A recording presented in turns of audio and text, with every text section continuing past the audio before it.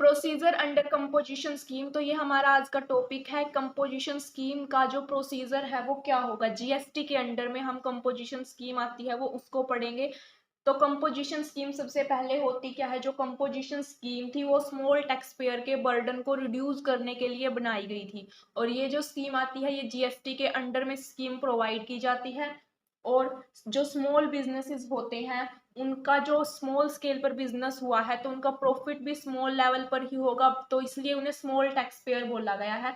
But जो बड़े businessman होते हैं वो तो इस बर्डन को सहन कर लेते हैं जो टैक्स पे करना होता है, बट स्मॉल बिजनेसेस के लिए इस टैक्स के बर्डन से बचना मुश्किल हो जाता है। तो इसी से बचने के लिए उनके लिए कंपोजिशन स्कीम लाई गई थी। और अब कौन कौन से ऐसे पर्सन हैं जो कंपोजिशन स्कीम के अंदर अपने आप को एनरोल करवा सकते थे, तो वो थे स्मॉल टैक्स पेयर। अब जो ये स्मॉल टैक्स पेयर है इनकी पहचान कैसे होगी कि कौन से बिजनेस स्मॉल बिजनेसेस हैं किन्हें हम स्मॉल टैक्स पेयर बोलेंगे।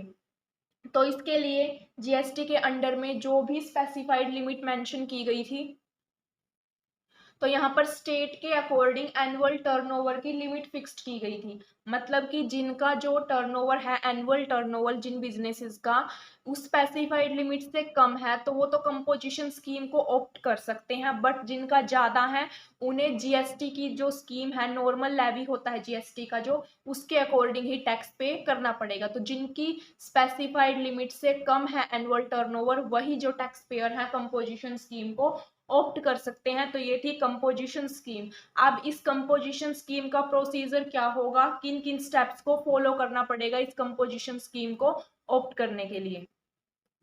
तो यहाँ पर जो फर्स्ट स्टेप रहेगा इस प्रोसीजर का वो होगा इंटीमेशन फॉर कंपोजिशन। इस स्कीम को ऑप्ट करने के लिए सबसे पहले टैक्स पेयर को इंटीमेशन फाइल करनी पड़ेगी। सेकंड स्टेप रहेगा effective date for composition levy, मतलब कि कब से वो कंपोजिशन स्कीम को ऑप्ट करेगा, उसकी इफेक्टिव डेट कब से मानी जाएगी, सेकंड स्टेप में एक्सप्लेन होगा। थर्ड होगा वैलिडिटी ऑफ कंपोजिशन स्कीम, जो कंपोजिशन स्कीम टैक्स पेयर ने अडॉप्ट की है उसकी वैलिडिटी कब तक है, कब तक वो स्कीम है जो वो वैलिड रहेगी। फोर्थ स्टेप होगा विड्रॉल फ्रॉम कंपोजिशन स्कीम, अगर कोई टैक्स पेयर खुद चाहे तो वो कब उसमें से विड्रॉ करवा सकता है और किस तरीके से करवा सकता है।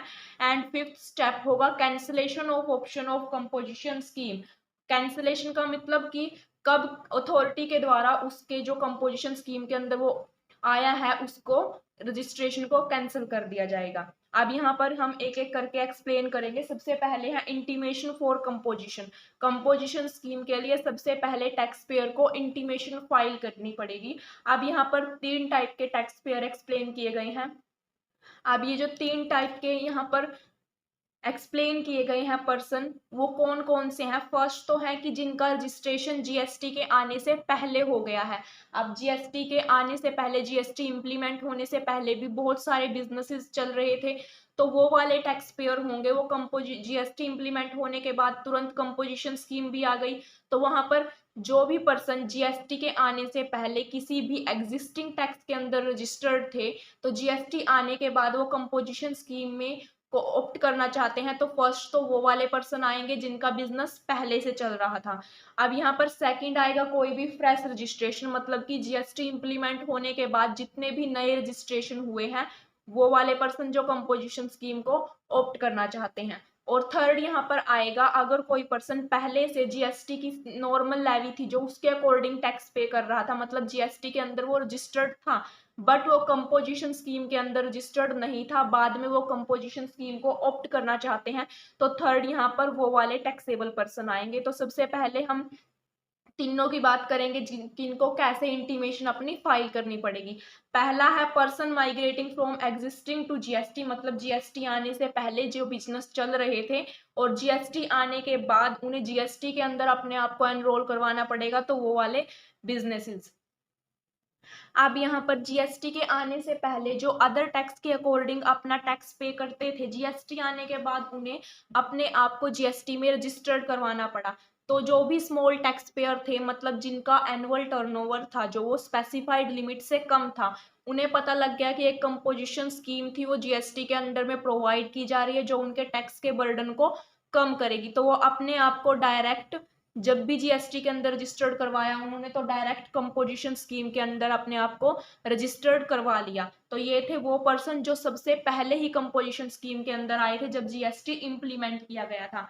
तो इसके लिए उन्हें क्या प्रोसीजर फॉलो करना पड़ेगा, उन्हें फॉर्म जीएसटी CMP 01 फाइल करना पड़ेगा। और ये जो फॉर्म होगा ये फुल्ली इलेक्ट्रॉनिकली फॉर्म में उन्हें फिल करना पड़ेगा, इसका ड्यूली साइन होना जरूरी है। और ये जो फॉर्म होगा ये कॉमन पोर्टल के थ्रू वो फाइल करके सेंड करेंगे। और कब तक, प्रायर टू 22 जून 2017। तो 22 जून 2017 से पहले उन्हें CMP 01 फॉर्म इलेक्ट्रॉनिक फॉर्म में ड्यूली साइन होना चाहिए, एक कॉमन पोर्टल के ऊपर फाइल करना पड़ता था। तो ये जीएसटी के इम्प्लीमेंट होने से पहले ये वाला प्रोसीजर उन्हें करना पड़ेगा। अब इसके बाद जब उन्होंने CMP 01 फॉर्म फाइल कर दिया, जीएसटी इम्प्लीमेंट होने से पहले ही किया, तो ये वाली जो इंटीमेशन थी ये कॉमन पोर्टल पर फाइल करने के बाद अब उन्हें क्या करना पड़ेगा, वो बिजनेस पहले से चल रहे हैं तो उनके पास कोई ना कोई उनका स्टॉक भी अवेलेबल होगा, तो उन्हें अपने स्टॉक की डिटेल भी देनी होगी। और जो ये डिटेल दी जाएगी स्टॉक की, ये जीएसटी फॉर्म होगा जो फॉर्म जीएसटी CMP 03 के अंदर दी जाएगी विद इन 60 डेज के अंदर। अब जो ये यहाँ पर टाइम पीरियड एक्सप्लेन किया गया है कि फॉर्म CMP 01 फिल करने का, कि इस डेट से पहले फिल करना था और जो स्टॉक की डिटेल थी वो विद इन 60 डेज के अंदर देनी होती थी। तो ये जो टाइम पीरियड था वैसे तो ये फिक्स था, ये इसे एक्सटेंड नहीं किया जा सकता था, लेकिन अगर कोई वैलिड रीजन हो तो कमिश्नर के द्वारा इसे फर्दर एक्सटेंड किया जा सकता था। तो ये वाला पॉइंट था, ये टोटली उन बिजनेसेस के लिए था, उनसे रिलेटेड था जो जीएसटी से आने से पहले ही किसी अदर फॉर्म में टैक्स पे करते थे।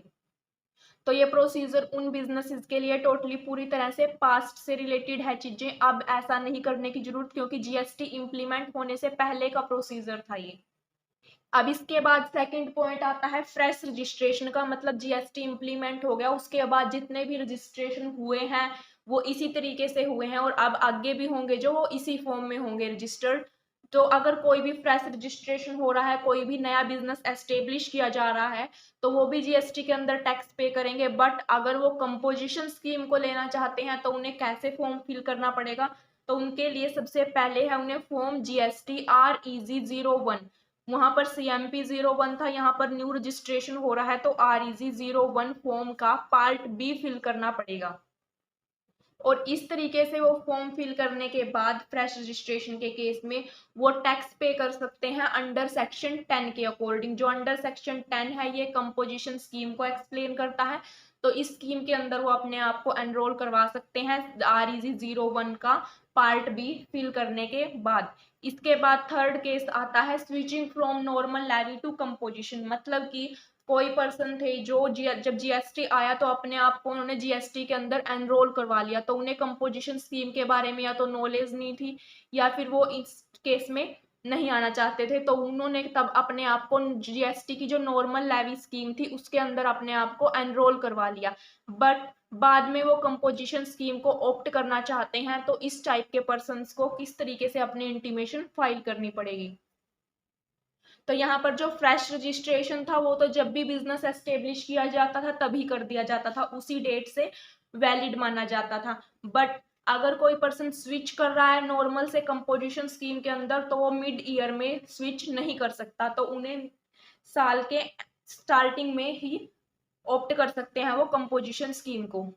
तो अगर कोई भी टैक्स पेयर स्विच करना चाहता है कंपोजिशन स्कीम के अंदर तो उसके लिए उन्हें फॉर्म GST CMP 02 फाइल करना पड़ेगा। ये फॉर्म भी फुल्ली इलेक्ट्रॉनिकली होगा, ड्यूली साइन होगा। बट ये जो फॉर्म होगा ये कब तक फिल करना पड़ेगा, नेक्स्ट जो फाइनेंशियल ईयर है उसके बिगेन होने से पहले ये सब फॉर्म उसे फिल करने होंगे, तभी जाके वो नेक्स्ट फाइनेंशियल ईयर से कंपोजिशन स्कीम को ऑप्ट कर सकता है। मतलब जब से वो कंपोजिशन स्कीम को ऑप्ट करेगा उससे 1 ईयर पहले ही उसे ये सब फॉर्म फिल करने पड़ेंगे। बट वो मिड के अंदर अपने आप को कंपोजिशन स्कीम के अंदर नहीं लेके जा सकता, वो मिड के अंदर ये सब फॉर्मेलिटीज हैं जो इनको फिल कर सकता है और नेक्स्ट फाइनेंशियल ईयर से वो कंपोजिशन स्कीम को ऑप्ट कर सकता है। तो ये सब जो भी होंगे फॉर्म फिल करने का काम ये फाइनेंशियल ईयर के बिगिन होने से पहले ही करने होंगे, तभी जाके वो नेक्स्ट फाइनेंशियल ईयर में स्कीम ऑप्ट कर सकता है। Statement in form GST ITC 3। अब यहाँ पर इंपॉर्टेंट बात आती है आईटीसी से related. ITC means input tax credit से रिलेटेड। जब भी वो पर्सन पहले नॉर्मल जीएसटी पे कर रहा था, नॉर्मल के अकॉर्डिंग जीएसटी पे कर रहा था, तो वो वहां पर आईटीसी का बेनिफिट ले रहा था। मतलब जब वो सेक्शन 9 के अकॉर्डिंग नॉर्मल जीएसटी पे करते हैं, जो टैक्स पे और वो आते हैं, तो वो जब टैक्स पे करते हैं सेक्शन 9 के अकॉर्डिंग, तो वो वहां पर आईटीसी का इनपुट टैक्स क्रेडिट का बेनिफिट ले सकते हैं। बट अगर वो कंपोजिशन स्कीम के अंदर आएंगे तो वो आईटीसी